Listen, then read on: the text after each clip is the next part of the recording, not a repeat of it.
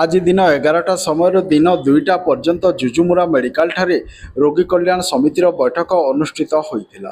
Medical officer Shubham Ranjan भोई सभापति अनुष्ठित ही बैठक में जुजुमुरा ब्लॉक अध्यक्षा ममता नायक, रोगी कल्याण समितिर सभ्य तथा लिपिंडा सरपंच प्रफुल्ल मिर्धा, धरणी नाग, इस्माइल आजाद बढ़ई, दीपक प्रधान प्रमुख उपस्थित रही।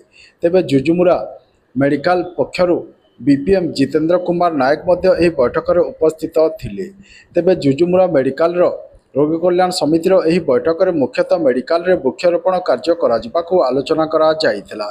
एहा सह मेडिकल परिसर रे पछ भागरे थिबा दंत विभाग ओपीडी को मेडिकल मुख्य कोठार उपयुक्त सामना पाखरे चलित सप्ताह रे अणाजिबो बोली बैठक में निष्पत्ति निया जाइथिला।